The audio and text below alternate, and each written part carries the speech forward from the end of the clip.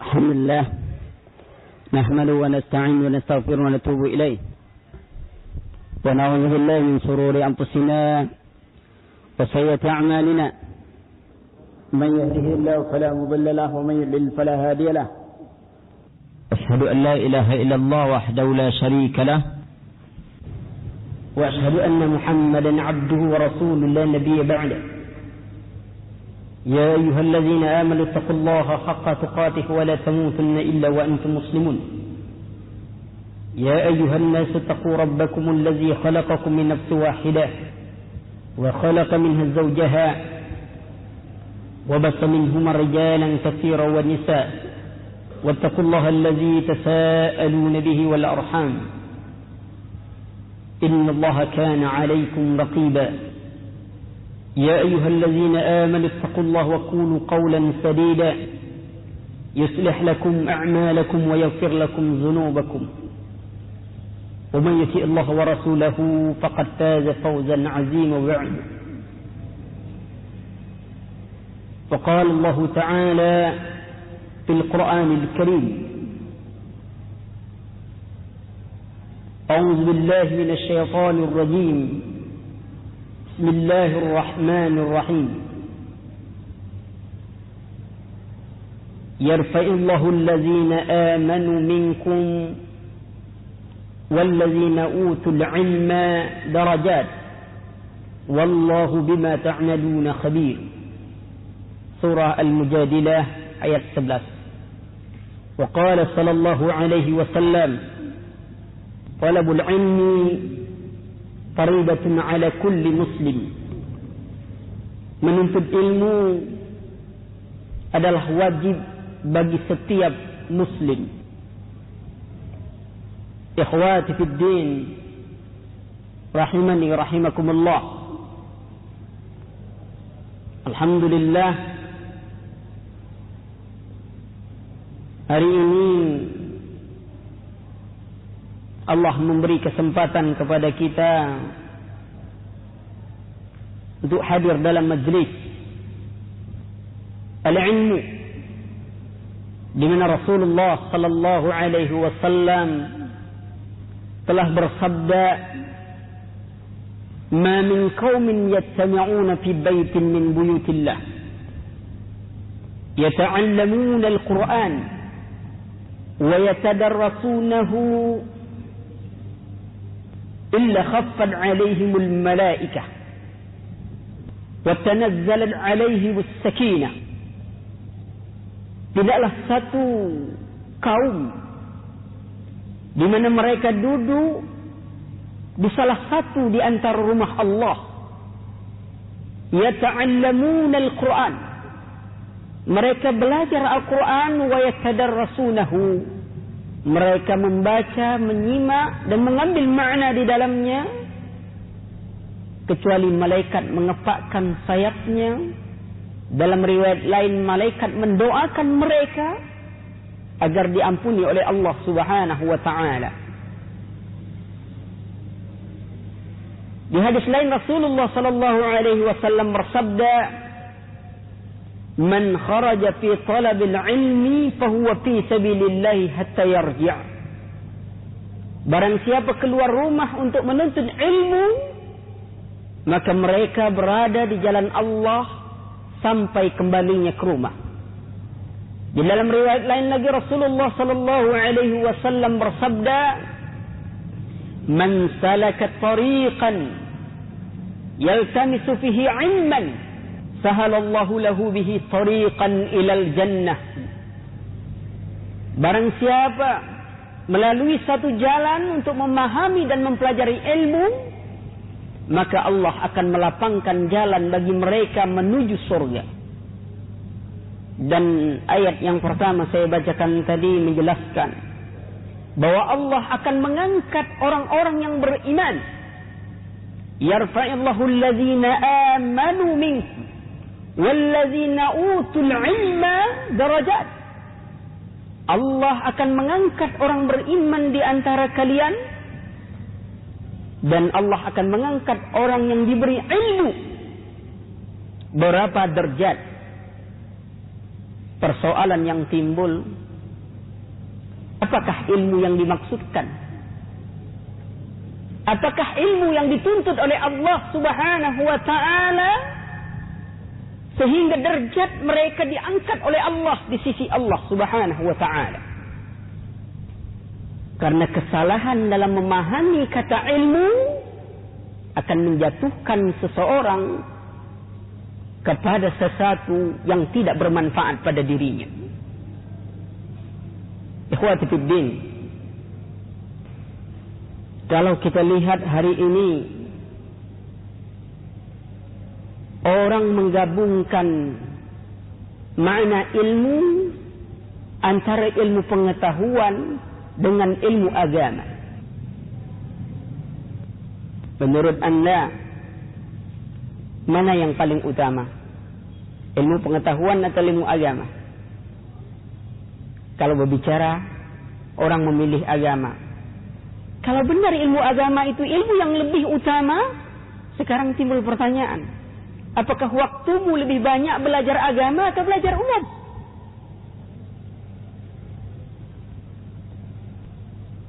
Ternyata waktu kita lebih banyak untuk umum. Dan ketika Anda diajak untuk kembali memahami agama ini, sering ada ungkapan hidup mesti seimbang. Bukankah ungkapan itu pada hakikatnya hanya melalaikan kita dari agama kita? Dengan alasan seimbang, orang meninggalkan pelajaran agama. Saya dudukkan persoalan. Ilmu di dalam pandangan Islam terbagi pada 3. Yang pertama, ilmu yang bermanfaat dan menyelamatkan. Tentu yang dimaksudkan menyelamatkan ini bukan selamat dari kematian.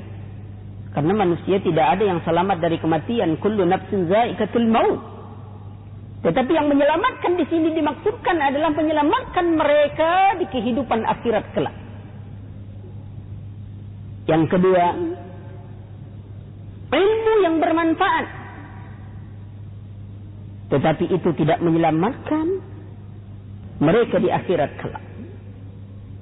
Yang ketiga, ilmu yang tidak bermanfaat. Inilah 3 pengertian ilmu yang selalu diulang dan dipahami dalam memahami Islam. Kalau kita ingin menyamakan, kalau kita ingin mendudukkan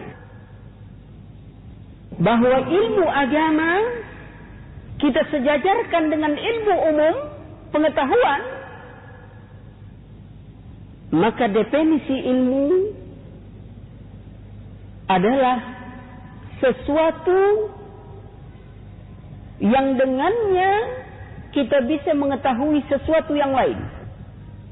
Jadi ilmu, kalau kita ingin menyamakan, memasukkan pengertian ilmu agama dan ilmu pengetahuan itu dalam satu pengertian yang sama, maka definisi ilmu itu adalah sesuatu yang dengannya kita bisa mengetahui sesuatu yang lain. Ilmu pengetahuan maknanya adalah satu ilmu, dengan itu kita bisa mengetahui apa-apa yang telah dihasilkan oleh dunia pengetahuan. Ilmu agama adalah dengannya kita mengetahui aturan-aturan agama. Dalam makna seperti ini, kemuliaan ilmu diukur. Wa kana syaraful ilmi bi asrafil ma'lum. Kemuliaan ilmu itu tergantung mulia yang dikenal dengan ilmu itu. Mana yang lebih dihargai? Dokter spesialis atau dokter umum? Mesti spesialis. Mana lebih diakui keilmuannya? Bengkel mobil atau bengkel Honda? Mesti diakui bengkel Honda. Karena yang ia kenal itu adalah mesti diakui adalah bengkel mobil. Karena zat yang ia kenal dengan ilmunya sesuatu yang berharga, yang bernilai dan makin rumit. Mana yang lebih disegani? Orang yang kenal Pak RT atau kenal Pak RW? Tentu bangga dengan kenal Pak RW kan. Lalu mana yang lebih dihargai orang kenal dengan gubernur dengan orang yang kenal dengan presiden? Yang dekat kepada gubernur, yang satu dekat kepada presiden. Mana yang lebih dihargai orang? Dekat dengan presiden. Lalu, kenapa kita tidak merasa bangga untuk dekat kepada Allah? Kenapa kita selalu malu untuk dekat kepada Allah? Terkadang memegang Al-Quran ke kampus saja, malu. Tapi kalau bahasa Inggris dilihatkan semuanya kepada orang. Apalagi kalau kamu sudah TOEFL ya, dilihatkan semua orang. Quran disembunyikan. Takut. Betapa bangganya seorang mahasiswa yang mengenal rektornya. Karena ia mengenal orang yang berkuasa di kampusnya. Tetapi dia tidak bangga kalau dirinya menjadi orang yang mengenal Rabbul Alamin. Dekat kepada Allah. Kenapa? Bukankah zat yang paling mulia, zat yang paling terutama, zat yang paling agung, dan yang maha besar, yang maha mulia, yang memiliki segala kekuasaan hanyalah Allah Rabbul Alamin. Dan ilmu untuk mengenalnya mestilah ilmu yang lebih utama. Itulah ilmu agama. Tetapi kenapa orang malu belajar agama? Ya. Kalau anda berbicara Zulfikri, sungguh generasi muda telah terkena Zulfikri itu. Malu belajar agama. Merasa seolah-olah kalau orang duduk di pelajaran agama itu orang yang terbelakang. Lihat. Kenapa tidak bangga? Padahal ilmu agama ini dengannya anda akan mengenal Rabbul Alamin. Zat yang maha mulia, zat yang maha agung. Maka itu tidak ada alasan bagi seorang muslim kalau dia tidak mengetahui tauhid, tidak mengetahui syirik, tidak mengetahui salat, tidak mengetahui hukum-hukum tentang puasa, tidak ada alasan di sisi Allah Subhanahu wa taala untuk bodoh terhadap yang demikian, dan anda tetap minta pertanggungjawaban oleh Allah. Tapi kalau anda tidak tahu hukum Pitagoras, anda tidak dihukum. Anda tidak memahami teori Big Bang. Anda tidak mengetahui teori evolusi kimia. Anda tidak mengetahui tentang evolusi Darwin. Dan anda tidak mengetahui dengan teori Sigmund Freud. Anda tidak mengetahui dengan apa yang diungkapkan oleh Betty Friedan. Tidak ada hukuman bagi anda. Tetapi ketika anda tidak mengetahui tentang tauhid, tidak mengetahui tentang syirik, maka anda diminta pertanggungjawaban oleh Allah Subhanahu wa taala. Berapa banyak pemuda-pemudi yang ingin mengejar ilmu ini? Sedikit sekali. Sedikit sekali. Karena mereka merasa bahwa ilmu yang utama itu sudah berubah. Lalu termakan dengan isu bahwa orang kalau ingin mengejar peradaban kaum muslimin, kalau ingin berjaya kembali, mereka harus mengejar ilmu pengetahuan, sehingga dengan demikian mereka akan memperoleh peradaban kembali. Kalla summa kalla. Sekali-kali tidak akan pernah berhasil. Anda tahu, sebelum Islam datang, bangsa Quraisy berada di antara dua imperium besar, Romawi dan Persia, dan mereka tidak diperhitungkan dalam sejarah peradaban dunia pada waktu itu. Tidak ada masuk dalam sejarah peradaban pada waktu itu, karena mereka berada di antara dua imperium besar, Romawi dan Persia. Datang Islam, diutus Rasul, diturunkan kitab. Apakah Rasul mengajarkan pengetahuan? Tidak. Walaqad ba'atsna fi kulli ummatin rasulan an i'budullaha wajtanibut taghut. Kami utus setiap kaum itu seorang rasul menyeru agar kaumnya mengibadati Allah, menjauhi taghut. Bangsa Arab menerimanya. Para sahabat mengambilnya, mereka mengamalkannya, sehingga beberapa abad, belum sampai seabad, mereka menguasai peradaban. Kalau Anda tanyakan kepada Umar bin Khattab, kenapa kalian berjaya? Maka ia akan mengatakan, nahnu qaum a'azzana Allah bil Islam, wa man yabtaghi al-'izzata bighairi Islam azalla Allah.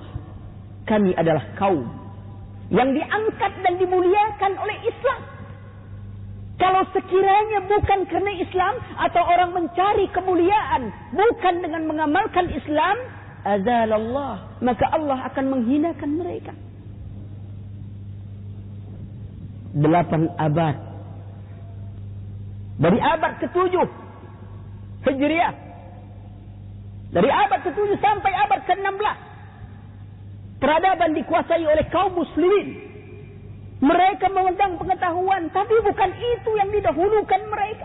Pengetahuan bagi mereka hanyalah sebagai alat untuk mempermudah mereka mendekatkan diri kepada Allah.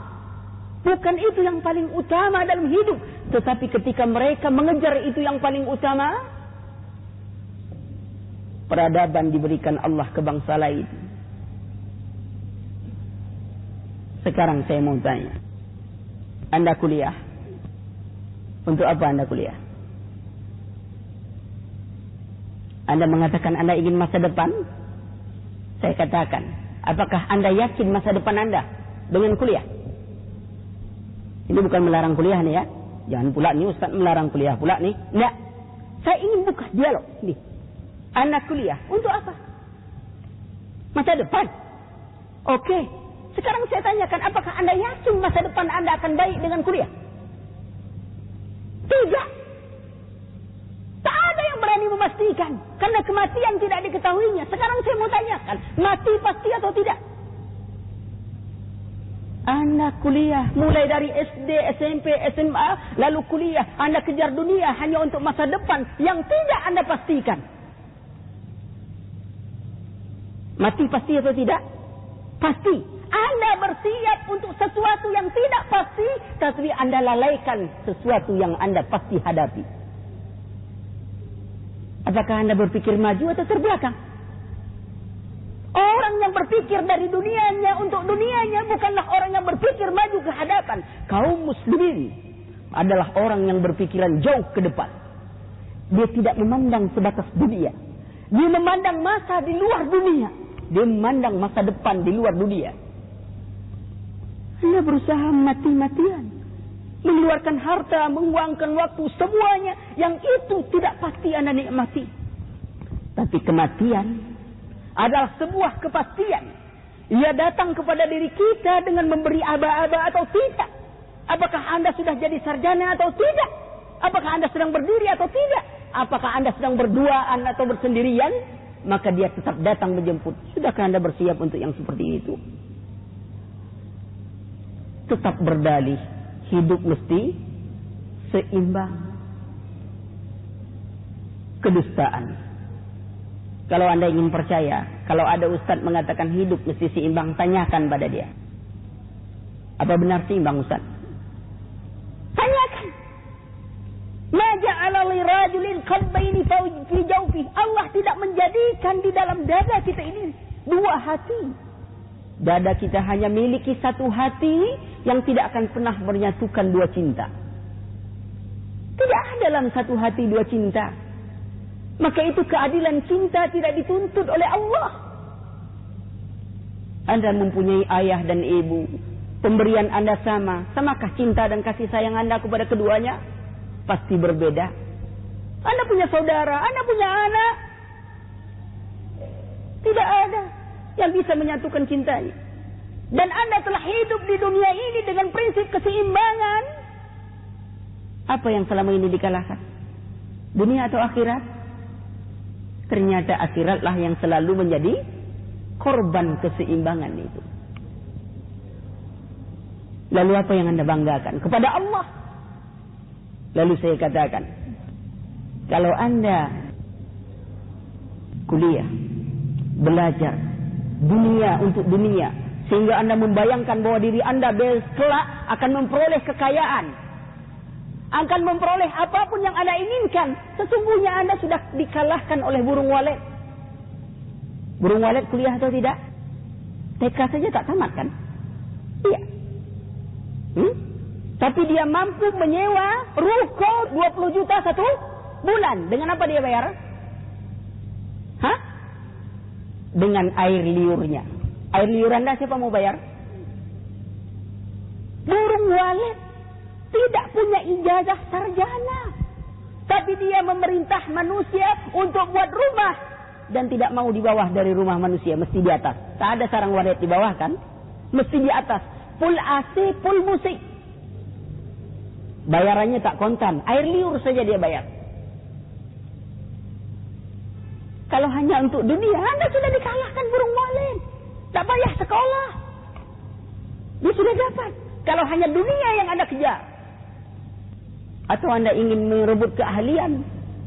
Anda pun sudah dikalahkan oleh hewan yang lainnya. Anda mungkin melihat bagaimana berang-berang yang membuat sarangnya. Di atas permukaan air, jalan masuknya dari bawah air. Lalu tingkat pertama masih ada genangan air. Tingkat kedua jauh dari air. Lalu tingkat ketiga ada sedikit lubang yang ingin masukkan udara ke dalamnya. Dan Anda tidak bisa buat rumah seperti itu. Dan Anda melihat juga burung yang membuat sarangnya. Yang ruang masuknya itu hanya sebatas badannya. Tapi ruang dalamnya begitu luas. Jadi soal keahlian, kadang hewan lebih ahli daripada kita. Bukankah bendungan yang ditemukan hari ini tidak ubahnya hanya meniru dari konstruksi yang telah dibuat oleh berang-berang?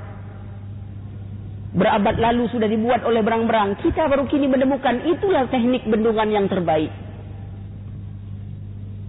Apakah berang-berang arsitek pembangunan? Tidak. Artinya, jika Anda belajar dari dunia Anda untuk dunia Anda, demi titel dan pangkat jabatan Anda, itu tidak akan mengangkat kemuliaan Anda di sisi Allah Subhanahu wa ta'ala. Tidak diartikan dilarang. Boleh, tapi itu bukan yang utama. Selama ini, itulah yang Anda kejar, Anda buru setiap hari, setiap saat. Terkadang ketika Anda baru masuk kampus saja, itu 3 bulan pertama itu ceritanya kuliah saja tuh. Maklum anak-anak baru masuk kampus, pulpennya jatuh pun ceritanya amat. Waduh, ada apa? Tidak, saya terbayang apa tadi dosen begini-begini. 3 bulan. Sudah masuk 3 bulan berikutnya, mulai menyumpah dosen. Saya masuk UNRI tahun 86. Sama saja. Kemana duduk bawa? 3 bulan pertama, sudah setahun berikutnya mulai malas-malasan. Sehingga Anda tidak jarang akan lihat seorang yang kuliah di fakultas pendidikan, bawa bukunya pakai lipat-lipat, masuk di kantong belakang. Kenapa? Anda di mana kuliah? FKIP. Wah, bagus itu. Bukunya mana? Ini di belakang. Dilipat aja. Itu realita kenyataan. Jadi yang dimaksud ilmu yang dituntut seperti itu bukan dilarang ya. Bukan dilarang. Akan tetapi kewajiban kita menuntut ilmu agama adalah kewajiban yang tidak bisa diwakilkan oleh siapapun. Wajib seluruh kita belajar agama. Akan tetapi untuk menjadi ahli di bidang agama, tidak semua kita. Kadang-kadang ada bagian kita ni lebih senang matematikanya, ya. Ada yang satu lagi lebih tajam dia kalau di bidang lainnya, di komputernya, silakan. Tetapi tidak boleh setiap orang itu melalaikan ilmu agamanya. Inilah yang penyebab selama ini. Berlomba-lomba tapi agamanya ditinggalkan. Kenapa? Karena mereka menganggap itu bukan yang penting. Sehingga kita lihat ungkapan, kamu taman SD, adikmu sekolah di mana? Di pesantren. Oh, jadi kalau pesantren itu kalimatnya, oh, gitu. Kalau ada yang mengatakan, adikmu taman SD-nya di mana? Wah, itu adik saya masuk STM, ini khusus bagian komputer. Wah, mantap itu.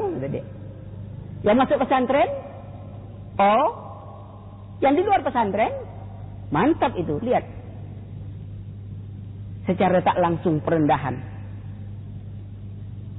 Padahal nilai ya, Anda tahu, beribu-ribu manuskrip tentang ilmu pengetahuan yang dimiliki oleh Islam berada di Prancis dan Jerman. Berada di Prancis dan Jerman. Mereka belajar bahasa Arab, mereka belajar baca Al-Quran, dan mereka menggalinya. Lalu mereka perkenalkan kepada dunia barat, dunia lain dengan nama mereka. Sementara pemuda-pemuda Islam, anak-anak muda Islam, meninggalkan bahasa ibunya. Al-Quran, meninggalkan bahasa Al-Quran. Tidak pernah ingin mempelajarinya. Kalau Anda mendengar ada yang namanya Louis Matlub, seorang orientalis Yahudi yang belajar bahasa Arab dan menulis kamus Munjid, kamus bahasa Arab ke Arab. Antum juga bisa melihat seorang yang bernama Abdul Masih. Dia belajar bahasa Arab 5 tahun lalu membuat Mu'jam Qawaidul Arab. Umat Islam jauh. Iya, keadaan.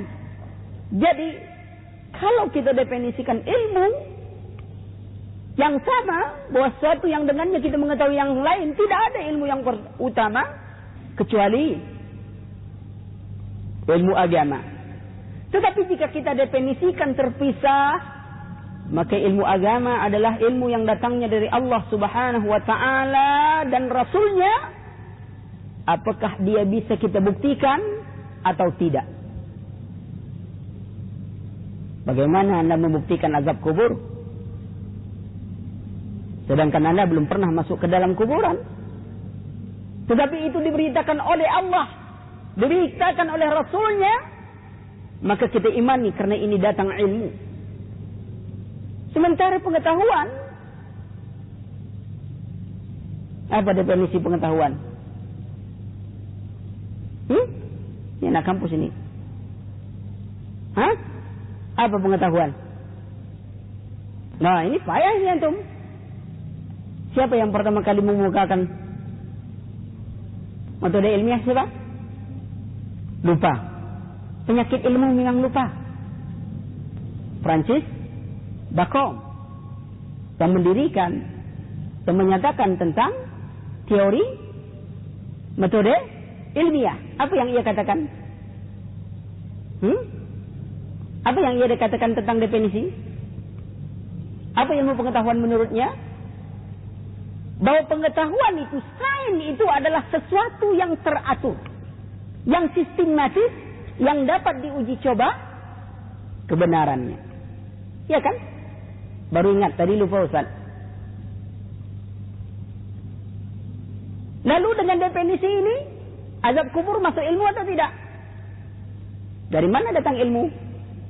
Sedangkan ada definisi itu menyatakan harus diuji coba kebenarannya. Siapa yang pernah menguji coba kebenaran azab kubur? Lalu apakah itu yang dibawa oleh Rasul bukan ilmu? Lalu berlomba-lomba pemuda-pemuda mengungkapkan inilah teori, definisi ilmu pengetahuan yang modern. Saya katakan kepada Anda bahwa teori Francis Bacon itu bukanlah teori pengetahuan modern. Teori itu adalah teori pengetahuan zaman Fir'aun. Dan itu pun telah diungkapkan oleh Fir'aun. Jadi bukan Francis Bacon mengungkapkan terlebih dahulu. Dia hanya merangkai persoalan. Tapi yang pertama sekali mengungkapkan bahwa ilmu itu adalah sesuatu yang teratur. Ilmu itu adalah sesuatu yang sistematis. Yang harus dapat diuji coba kebenarannya. Itu sebenarnya telah diungkapkan oleh siapa? Fir'aun. Allah Subhanahu wa ta'ala telah menerangkan tentang teori Fir'aun ini di dalam surah Al-Qasas. Ya, Anda lihat itu bagaimana Fir'aun membuat definisi, lalu diadopsi oleh orang-orang Barat, kemudian diagungkan oleh orang-orang Islam. Ya, dalam surah Al-Qasas ayat 38.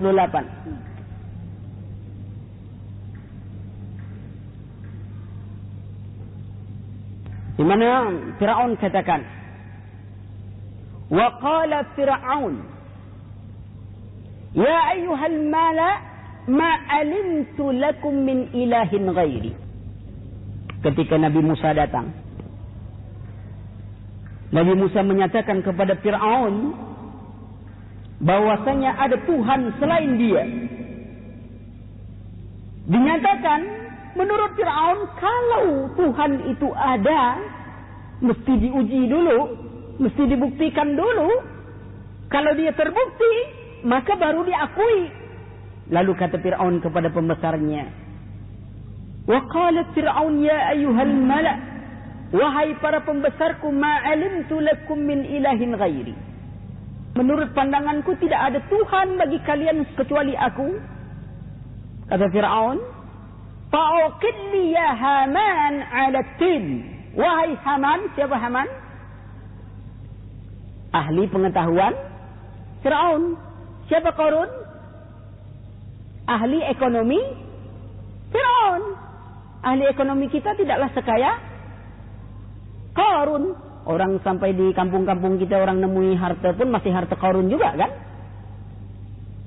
Tak kapan Qarun sampai ke kampung kita, orang tua kita menemui barang galian, mesti dia ngomongkan, saya menemukan harta Qarun. Lihat, begitu kayanya Qarun, dimanapun ditemui harta, mesti milik dia. Ya? Lalu apa ghairi? Wa auqid li ya Haman 'ala tin. Bakarkan olehmu untukku ya Haman tanah. Tanah liat dibakar jadi apa? Batu. Jangan pula ini disebut ayat batu bata. Ini biasa nih orang-orang pengetahuan, ini ayat matematika, ini ayat fisika, ini ayat peragawan, ini ayat peragawati, ini ayat tolak peluru. Antum tahu ayat tolak peluru yang dipakai orang? Ma ramaita isramaita walakinnallaha rama. Ini oleh ayat olahraga. Jadi olahraga tolak peluru pun pakai ayat gini. Seenak mereka menarik ayat-ayat Allah. Tahu ayat peragawan, kisah Nabi Yusuf ketika keluar di tengah kerumunan wanita yang banyak, sibuk laki-laki mau jadi peragawan semuanya, ingin meniru Nabi Yusuf, pakai ayat. Dari mana Anda mendapatkan tafsir seperti itu? Anatin faj'alli sarhan, setelah engkau bakar tanah liat, buatkan olehmu untukku bangunan yang tinggi. Kenapa Fir'aun suruh Haman buatkan bangunan yang tinggi? Karena menurut Fir'aun kalau Tuhan itu ada, Tuhan mesti di atas.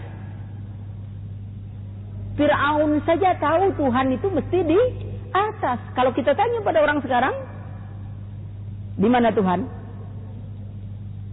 Tuhan ada di mana-mana. Bukankah sesuatu yang ada di mana-mana itu banyak? Bukan satu.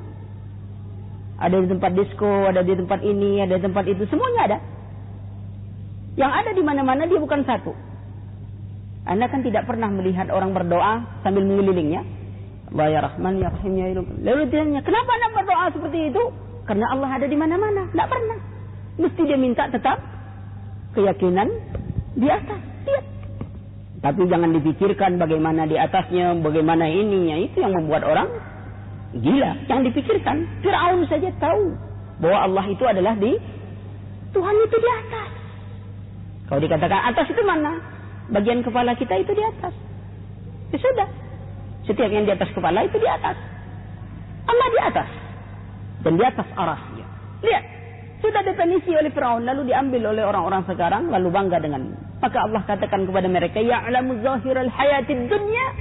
Mereka mengetahui hanya bagian kecil dari zahir kehidupan dunia, tetapi mereka tentang kehidupan akhirat, sungguh mereka termasuk orang-orang yang lalai. Ya.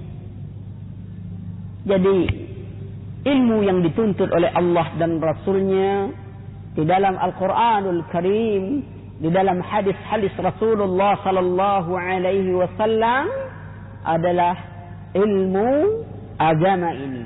Dan ini tidak berarti Anda dilarang untuk mempelajari ilmu pengetahuan. Tapi kenapa dilalaikan tentang ilmu agama ini? Disinilah yang perlu kita dudukkan persoalannya. Silakan kalau ada pertanyaan.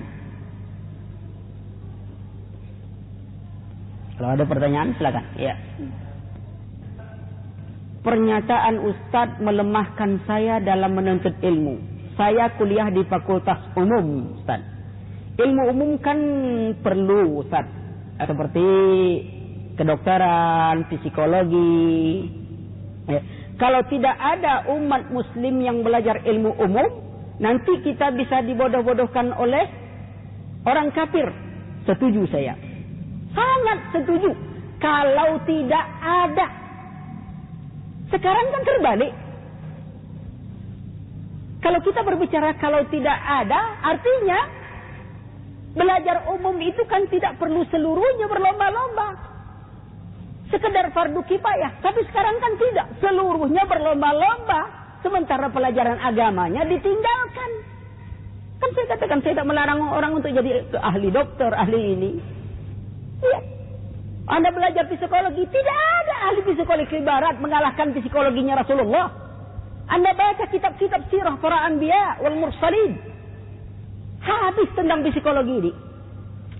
Bagaimana Anda belajar tentang perbaikan jiwa, perbaikan mental kepada orang kufar yang mereka sendiri punya mental yang bobrok? Tentang apa? Tentang sains dalam perspektif Islam. Ketika saya dialog tentang Profesor Tabrani, Profesor Tengku Dahrin dan Dr. Gamal di Pusbangdik, telah saya ungkapkan semuanya tentang keadaan seperti ini kepada mereka. Bagaimana sebenarnya pendidikan Islam? Bagaimana sains dalam pandangan Islam? Islam tidak melarang Anda belajar pengetahuan. Tidak. Kan yang saya katakan tadi, sudahkah Anda menjadikan pengetahuan itu sekedar alat untuk mempermudah Anda mengamalkan agama ini? Bukankah sekarang terbalik? Belajar pengetahuan itu justru menjadi yang utama. Dengan alasan kalau kita bodoh tentang pengetahuan, kita akan dibodoh-bodohi orang kafir.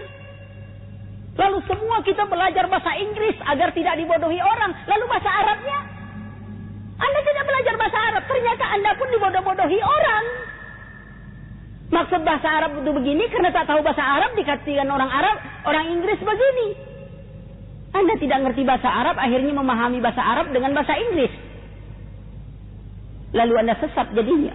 Berapa banyaknya dokter-dokter dari Indonesia bersekolah, bukan sekolah umum ya, sekolah agama di Amerika, pulang Amerika jadi gila. Kalau pengetahuan itu lain kedudukannya. Jadi saya katakan, kenapa Anda harus lemah? Cuman yang saya ingin katakan tadi, kalau Anda belajar di kedokteran, alhamdulillah. Seorang wanita belajar di kedokteran, ya kebidanan.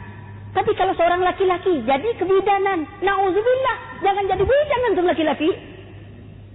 Tapi wanita sesuai fitrahnya, dia bisa belajar jadi seorang guru, dia bisa belajar jadi seorang dokter wanita, bidan. Itu laki-laki dudukkan posisi Anda. Tapi terbalik pula, wanita belajar tentang apa? Bagaimana sepak bola, sudah tuh sibuk gitu. Lalu bagaimana binarangka.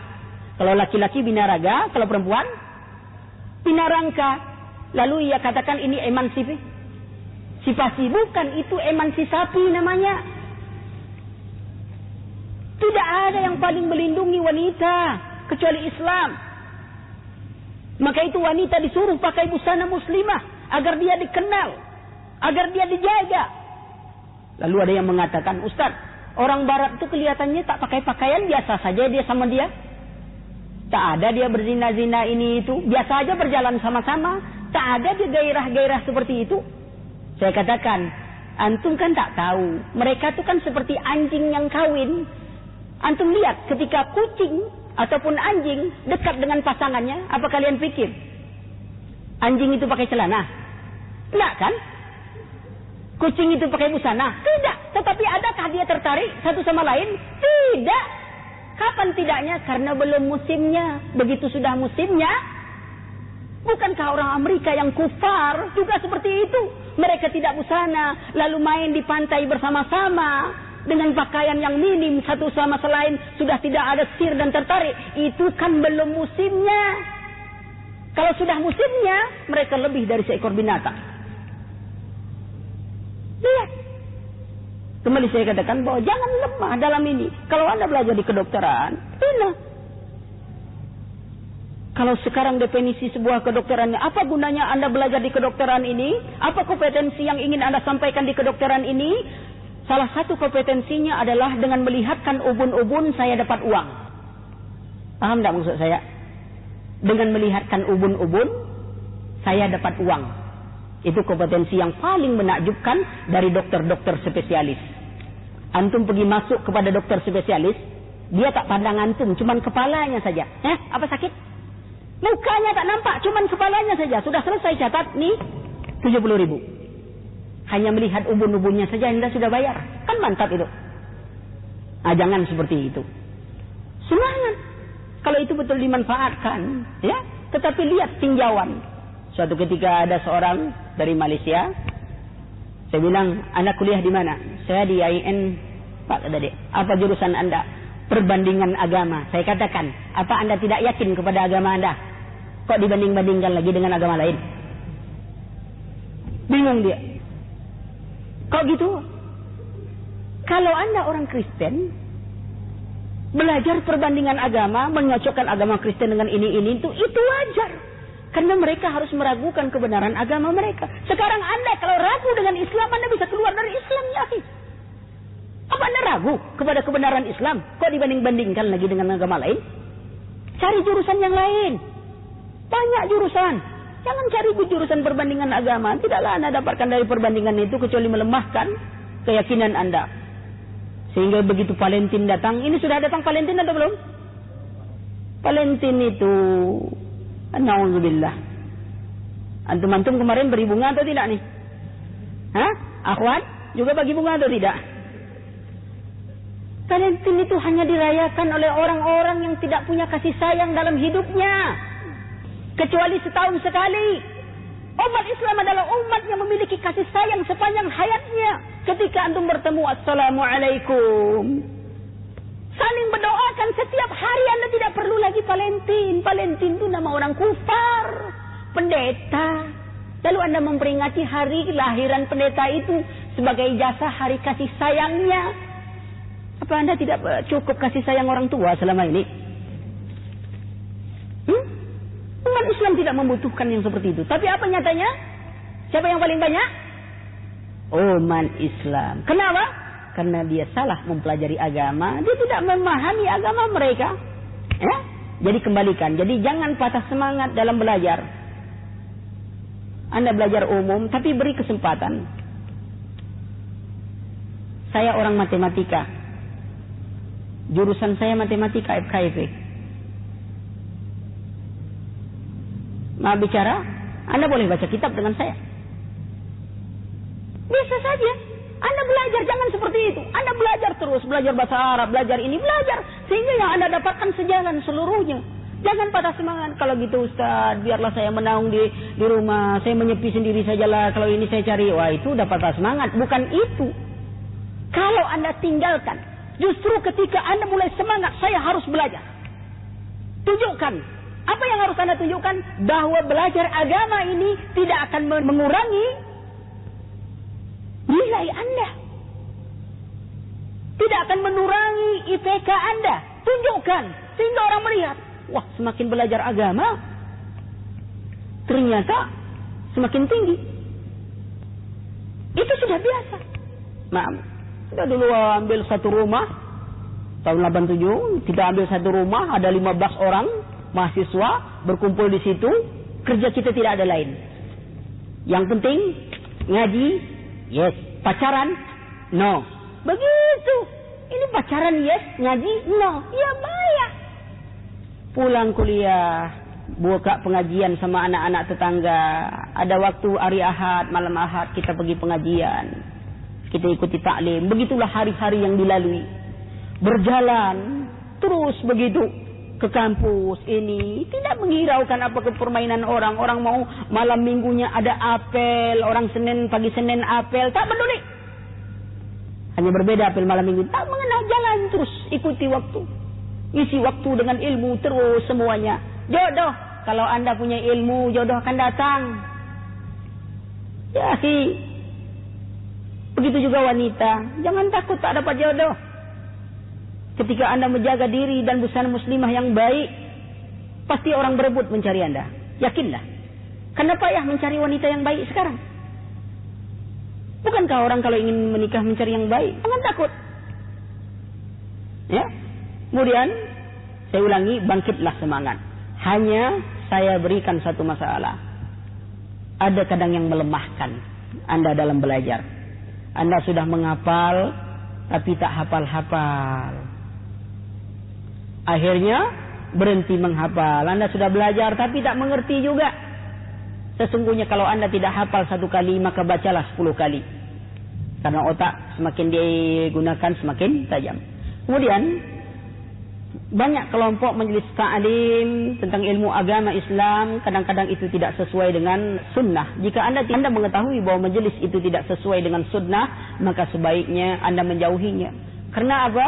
Karena takut nanti fitnahnya itu masuk ke dalam hati, lalu dia mematikan iman. Dia mematikan iman, lalu anda mementingkan diri sendiri, mementingkan kelompok dan golongan.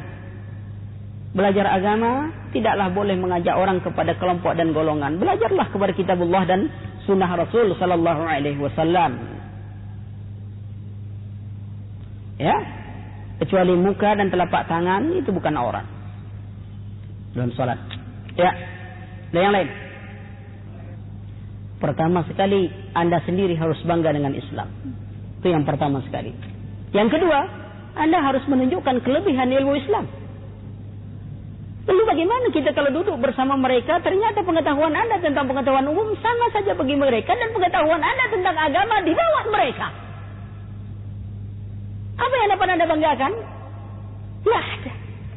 Kecuali anda hanya jadi permainan dan olok-olokan. Tetapi ketika anda tampil sekali di tengah mereka, anda berbicara tentang agama, melebihi mereka. Anda berbicara tentang pengetahuan, juga melebihi mereka. Sehingga mereka bisa menyadari keadaan diri mereka, bahwa orang belajar agama sesungguhnya bukan orang yang bodoh. Dari diri kita. Sudah sejauh mana kita memahami agama kita, baru diterimakan. Mahasiswa, apa antum tidak kepengen? Saya katakan, saya seringnya ya ke Unja, ke Pusri. Kalau di Unja itu ada majelis khusus seperti ini juga. Mereka kalau duduk majelis taklim tidak lagi buka buku itu, tidak buku bahasa Indonesia, mereka buka sudah buku bahasa Arab. Dan mereka sekolahnya umum. Mereka sekolahnya di umum. Ada matematika, ada di ekonomi, lalu mereka belajar dengan bahasa Arab. Kenapa mereka bangga? Lalu ketika mereka duduk dengan teman-temannya yang lain, paling tidak berani berhadapan dengan mereka dengan dialog tentang agama, tentang pengetahuan. Ternyata nilai-nilai mereka adalah nilai orang-orang yang mendapatkan beasiswa dengan nilai-nilai yang terbaik.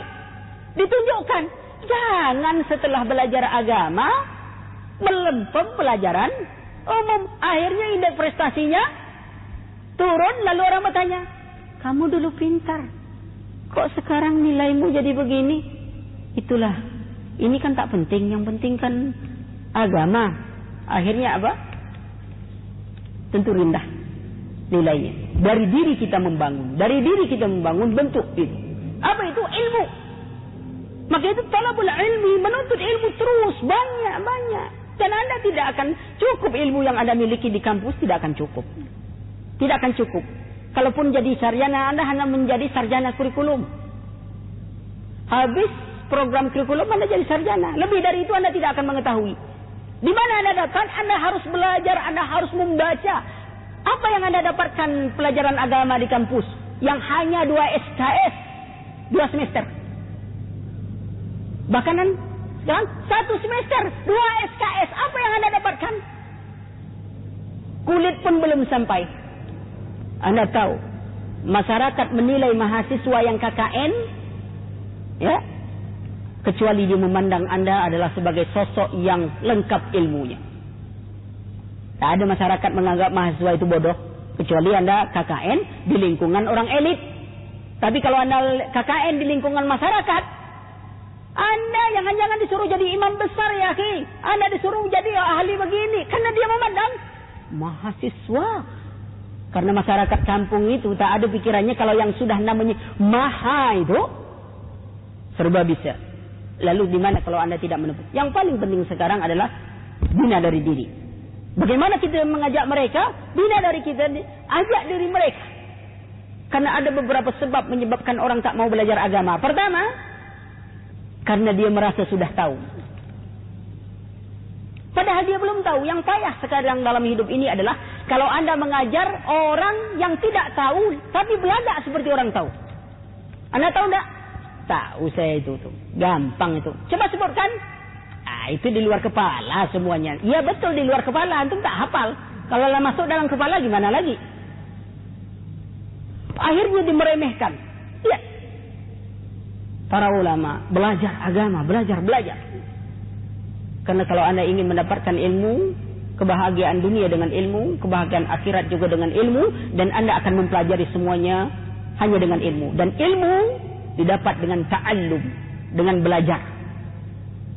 Apa saja, bukan dengan renungan. Anda belajar dengan ilmu. Jadi dari diri kita, dahulu. Nah sekarang sudahkah kita menunjukkan? Bagaimana Anda mengajak orang sholat, Anda sendiri tak sholat? Bagaimana Anda mengajak orang belajar, Anda sendiri tidak belajar? Bangkitkan semangat belajar sehingga orang melihat, oh beginilah akhlak orang yang terpelajar, beginilah ilmu orang yang belajar, sehingga mereka ada kecemburuan yang ingin mendapatkan seperti itu, dan kecemburuan yang tidak dilarang. Dari diri kita. Bina. Karena apa kata Imam Ghazali, orang yang paling bingung itu adalah orang yang tidak mengetahui bahwa sebenarnya dia adalah orang yang tak tahu. Anda tahu tak? Tapi dia belagak seperti orang tahu juga. Padahal dia sebenarnya tidak mengerti. Maka itu bina diri kita, baru kita akan ajak orang. Dari diri sendiri. Kalau kita sudah tahu ilmunya, sudah tahu bagaimana syariatnya, tapi masih belum bisa menjalankannya, bagaimana hukumnya? Lihat. Syariat yang bagaimana? Seorang yang tidak berbusana muslimah, dia tahu hukumnya itu wajib, ya, berdosa kalau dia tidak memakainya. Dia tahu hukumnya, kemudian dia tidak melaksanakannya, maka selama dia tidak memakainya, maka dia termasuk orang yang berdosa besar. Tetapi dia tahu hukum syariat, dia tidak melaksanakannya, dan dia mengingkari hukum itu. Ada jilbab itu tak wajib, maka dia kafir dan keluar dari Islam. Jadi ada orang yang tidak memakai busana muslimah, tapi dia yakin busana muslimah itu wajib. Dia berdosa. Bukan dia keluar dari Islam, tidak, dia berdosa. Tapi kalau dia menolak hukumnya, dia keluar dari Islam. Karena iblis telah menolak hukum yang diberikan oleh Allah Subhanahu wa taala. Saya pernah mendengar bahwa apabila orang mengetahui hukum syariat tapi masih belum bisa menjalankannya, berarti ia masih belum beriman. Apakah itu benar? Benar. Tapi Anda perlu tahu, bukan berarti dia tidak muslim. Jadi antara mukmin dan muslim ada perbedaan. Orang muslim yang terbaik itulah yang disebut orang mukmin. Orang mukmin yang terbaik itulah yang disebut orang-orang yang muhsinin. Maka itu tentang ibadah puasa yang dipanggil oleh Allah Subhanahu wa taala adalah orang-orang mukmin. Bukan orang-orang muslim. Karena yang menyambut panggilan itu orang mukmin. Jadi kita ini derajat awal adalah muslim. Anda lihat berapa banyaknya orang muslim, ada yang tak sholat, ada tak puasa, ada begini, begitu. Arti dia bukanlah orang mukmin yang terbaik. Orang mukmin terbaik, orang muslim yang terbaik menjadi orang mukmin. Demikian juga setiap rasul adalah nabi. Tetapi tidak setiap nabi dia disebut rasul. Demikian derajatnya, ya. Waktu tidak bisa dibagi Kalau kita bicara Islam, saya contohkan kepada Anda. Kalau Anda pergi ke sawah, Anda menanam apa? Padi atau rumput? Padi. Kalau Anda menanam padi, rumput ikut atau tidak? Ikut. Kalau Anda menanam rumput, padi ikut atau tidak? Tidak. Begitulah dunia. Kalau Anda ngejar dunia untuk dunia, akhirat ikut atau tidak? Tidak. Anda buka surah Hud ayat 15 dan 16. Di situ Allah terangkan, "Man kana yuridu hayatad dunya wa zinataha nuwaffi ilaihim a'malahum fiha wa hum fiha la yubkhasun." Siapa yang menginginkan kehidupan dunia dengan perhiasan yang ada di dalamnya, harta, pangkat, jabatan, kedudukan, Allah berikan, nuwaffi ilaihim a'malahum. Kami berikan sesuai usaha mereka dunia. Wa hum fiha la yubkhasun. Mereka tidak kami rugikan, kata Allah. Tapi ayat 16-nya dilanjutkan Allah, "Ulaikal ladzina laisa lahum fil akhirah ilan nar." Orang yang dari dunianya untuk dunianya, tidak ada ganjaran bagi mereka di akhirat kelak kecuali neraka. Anda menanam rumput, jangan mengharapkan padi darinya. Tapi kalau Anda menanam padi, rumput pasti mengikut. Anda mengejar dunia ini untuk akhirat, jadikan dunia untuk akhirat. Maksud saya apa? Kalau Anda belajar ilmu pengetahuan, jadikan ilmu pengetahuan itu untuk mendekatkan diri kepada Allah, kemudian Anda memanfaatkannya untuk mentaati Allah Subhanahu wa taala. Kemudian jangan Anda lalaikan tentang ilmu agama. Saya katakan seluruh kita ini wajib belajar agama.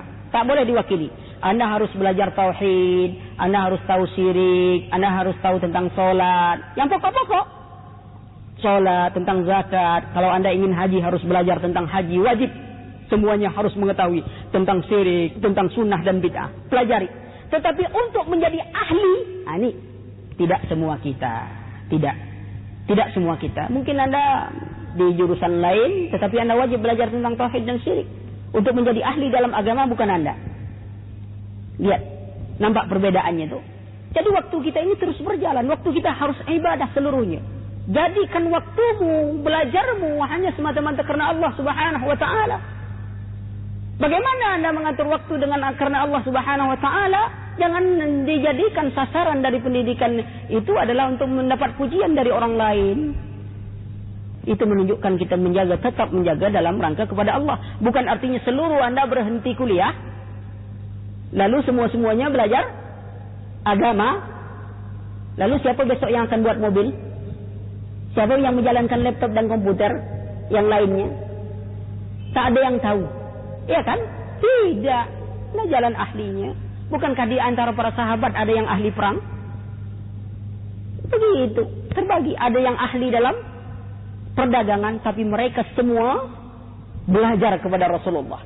Ketika mereka tinggal dalam pelajaran kepada Rasul, mereka bertanya kepada sahabat lainnya, apa pelajaran yang kemarin? Sudahkah kita lakukan waktu seperti itu? Tidak. Orang belajar agamanya aja seperti sabut. Tahu antum sabut? Ya kan? Kalau sabut itu jatuh di Sungai Siak, di mana timbulnya? Di Perawang ya. Artinya, belajar agama ini hilang-hilang timbul. Minggu ini belajar, mungkin bulan depan baru muncul. Hilang, timbul sebentar. Nanti hilang lagi. Lalu apa yang Anda dapatkan? Tidak ada dapat ya. Cari banyak tempat, catat. Dengan etika-etika pelajaran agama itu berbeda. Anda harus tahu, belajar agama lebih sulit daripada belajar ini. Anda mungkin hafal lagu Indonesia Raya dan tidak pernah hilang mungkin. Padahal Anda tidak pernah mengulang hafalan lagu Indonesia Raya. Tapi Al-Quran, kalau Anda tidak mengulangnya, dia akan hilang lebih cepat dari perjalanan unta, dari pandangan Anda. Ya, kenapa? Dia tidak akan diberikan kepada yang maksiat. Berbeda dengan lagu. Anda mungkin disuruh menghafal hadis, dapat ujung hilang pangkal. Lengket-lengket. Tapi begitu disuruh menghafal lagu India, yang bahasa India, ya, Anda naik oplet saja 2-3 kali, Anda sudah hafal lagu India itu. Sudah. Berbeda dengan pelajaran agama. Maka itu perlu keseriusan semuanya. Ya. Bagi waktu bisa. Artinya Anda kuliah, Anda bagi waktu. Dan juga lowongkan waktu untuk belajar agama. Bukan cari waktu lowong. Lowongkan waktu untuk belajar agama. Bukan mencari waktu lowong. Luangkan waktu. Tidak. Belajar tak? Belum ada waktu luang lagi ni. Kapan Anda punya waktu luang? Kalau sampai sholat pun menunggu waktu luang, itu payah lagi itu. Sholat. Aduh, belum ada waktu luang lagi. Iya, mencari waktu luang. Tapi kalau olahraga, itu Anda sudah meluangkan waktu. Pulang ke kuliah, kampus jam sekian, olahraga. Tak boleh diganggu. Sudah kan menuntut agama seperti itu? Tidak. Ternyata menuntut ilmu agama itu baru mencari waktu luang. Kalau selama di kampus itu tak punya waktu luang, kecuali malam minggu, ternyata malam minggu pun itu sudah diperuntukkan untuk seseorang. Nah, bertahun-tahun tak belajar. Apa? Agama. Itu saya katakan, tidak menghalangi Anda untuk belajar agama, tidak menghalangi Anda untuk belajar ilmu pengetahuan. Posisikan keadaan diri, jangan lalaikan pelajaran agama ini. Mengulang terus belajar agama, ya. Nah, sehingga kita bisa mendapatkan dua dari kehidupan ini. Ya, tidak menjadi ahli semuanya. Ilmu dunia Anda, jika Anda adalah orang beriman, Anda mengajarkan mandala ala khairin falahu mislu ajri fa'ilihi. Bila Anda mengajarkan satu kebaikan, Anda akan dapat pahala seperti orang yang mengamalkannya. Anda belajar tentang ilmu dunia dengan faktor keimanan yang ada pada Anda, insya Allah Anda akan mendapatkan, walaupun dia tidak seimbang, tak sama dengan mengajarkan agama. Orang yang mengajarkan agama, satu orang saja mengikutnya, dia mendapatkan nilai lebih dari dunia dan isinya. Kalau Anda mengajarkan matematika, Anda tetap dapat pahala dan bagian, tapi tidak senilai pahala dan isinya. Apalagi kalau Anda mengajarkan matematika itu hanya untuk dapat uang, Anda tak dapat nilai sama sekali. Jadi apa faktor yang memberi nilai? Di sisi Allah adalah faktor keimanan. Jangan diartikan kalau Anda disuruh orang ikhlas, antum ngajar. Kalau dituntut antum untuk ikhlas, mampu dah antum mengajar? Antum di mana kuliah? Ekip. Kalau antum sudah tamat, antum jadi guru. Dituntut oleh untuk ikhlas, mampu dah antum? Enggak. Iya kan? Berat kan? Berat. Sekarang Allah katakan dalam Al-Quran, wa ma umiru illa liya'budullaha mukhlishina lahuddin. Tidak diperintahkan mereka kecuali untuk mengikhlaskan seluruh amalannya kepada Allah. Lalu anda mengajar tidak ikhlas, apa yang anda dapatkan? Dunia tadi kan? Tak, dunia anda dapat, gaji anda dapat, pahala dapat tak? Tidak. Berat tak ikhlas? Berat kan? Kenapa berat? Karena anda berdefinisikan ikhlas adalah orang tak boleh menerima upah. Itulah definisi yang ada dalam watak anda. Maka itu jadi berat. Sebab timbul, aduh Ustaz, saya kalau ngajar kan saya mau menikah Ustaz. Kapan nikahnya? Ngajarnya ini itu. Mana uangnya Ustaz? Jadi biarlah saya tak ikhlas. Itu dia. Lalu kalau setelah anda berkeluarga, menikah, apakah anda bisa ikhlas? Ditanya lagi, aduh Ustaz, bagaimana saya mau ikhlas Ustaz? Saya kan punya istri Ustaz, punya ini Ustaz, perlu makan. Lalu kalau anda sudah dapat makan, punya anak lagi, apa dapat ikhlas? Aduh Ustaz, tak bisa ikhlas. Akhirnya hidup anda bukanlah hidup berjalan dengan keikhlasan. Kenapa? Karena anda salah mendefinisikan keikhlasan itu ya akhi. Jadi berat, belajarnya berat, berusahanya untuk ikhlas. Saya contohkan, Salman Al-Farisi, seorang gubernur. Untuk cari makannya, dia menjadi kuli panggul. Antum bayangkan ya, gubernur cari makan jadi upah, tukang upah mikul barang. Wah, kalau kita sekarang Pak RT aja jalannya macam gubernur. Terbalik, ini gubernur.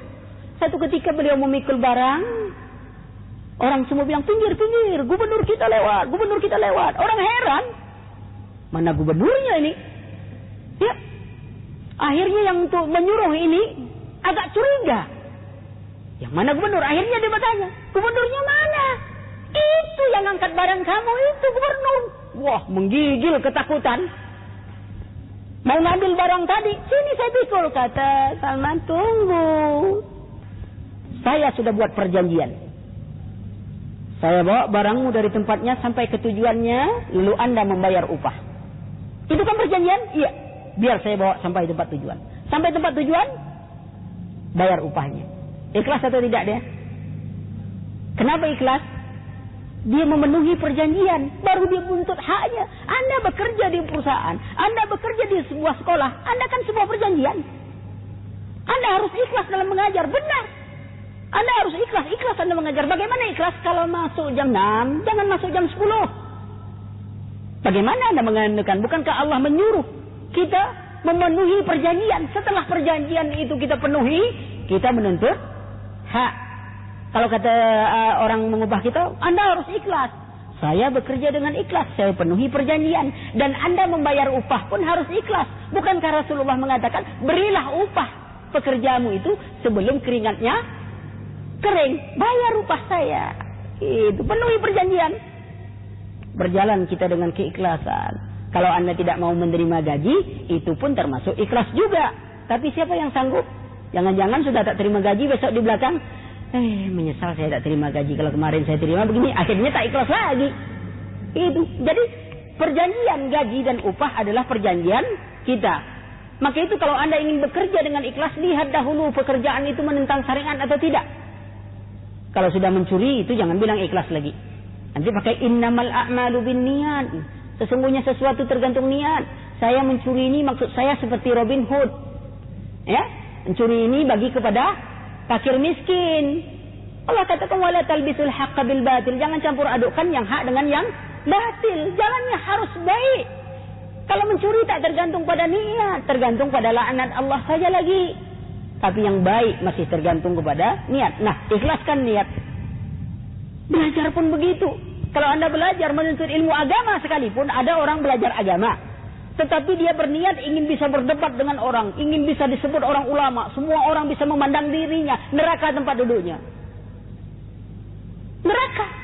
Karena dia belajar harus dengan keikhlasan. Ingin menyampaikan kebenaran ini kepada seluruh masyarakat.